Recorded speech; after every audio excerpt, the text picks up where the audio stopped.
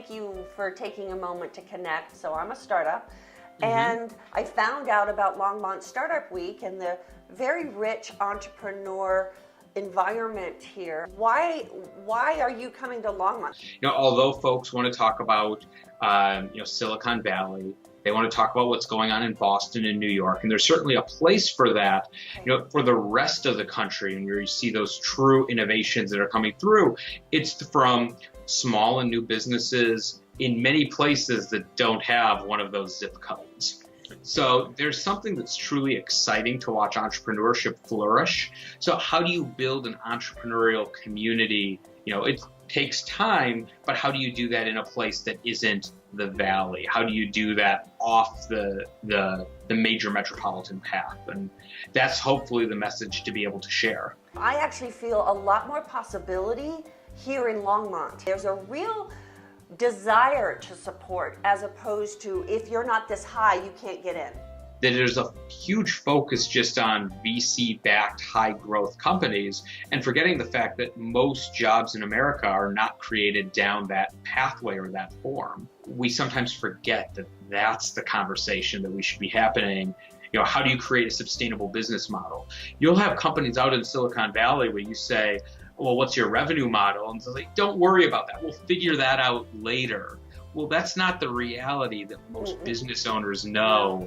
Bootstrapping, meaning that you're immediately taking what you offer to the market and they're growing up with you so that the business is sustainable. And that actually, for me, is a lot more exciting because I'm actually touching the market earlier than, having to deal with VC and all that behind it. That becomes more your focus than creating a product and communicating it in a way that the market wants it. How can government and private companies really be partners?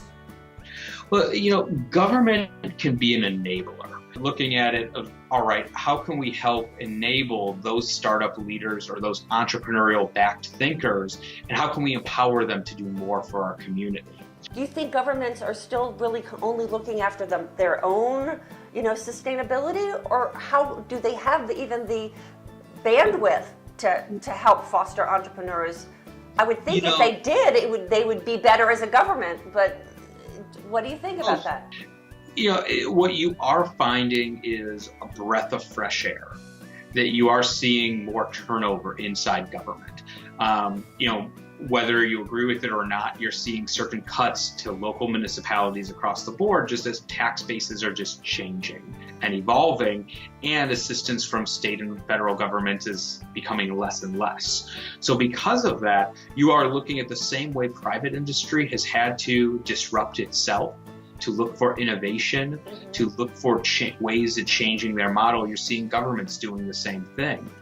The most innovative place you would find in Madison, I would still say, is our public library. But it was our library director at the time who said, how can we, libraries are going to change. Well, how do we cross the digital divide from the library? So everything from ideas such as putting up towers to provide internet access, to renting out devices, to a mobile hotspot that you might go to from the library.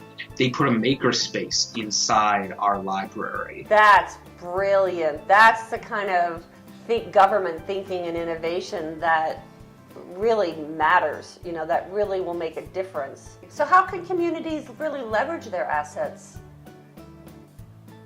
It's looking for folks. You sort of have two different types of groups, and I've seen this through my travels. You have those who say, wow, that's a great idea. Let's form a committee. Let's tease it through and see if we can't put up a plan of action in 2 to 3 years. And then you see the folks who will say, wow, that's a good idea. Let's get working on it tomorrow. And it's those action items, it's the doers, it's the movers. And it's how do you say, we're not only going to, as a community, support these folks, but also when they do fail or they do have a setback. What excites you about coming to Longmont? Well, so there's two reasons. If you want to figure out, it's probably not only the message of being able to share that message with others of what is possible, but that natural and beautiful environment, Longmont drew me to the city. So can you give me a little taste? If I came to your session, what would I be hearing from you? Yes, so in my session, and this is how I like to interact, it will be a very quick presentation of just tangential items that you can build for a community, and also sharing my background. I love having conversations. It's what I strive to have. So almost like the Ask Me Anything in a Reddit session, of talking through, whether it's problems that someone's, running into, whether it's just been observations through the entrepreneurial lens and ecosystem. Where does Longmont fit in? What is that collective strategy? What are those pieces, and how do you better leverage those assets? It's what we'll be discussing in the session.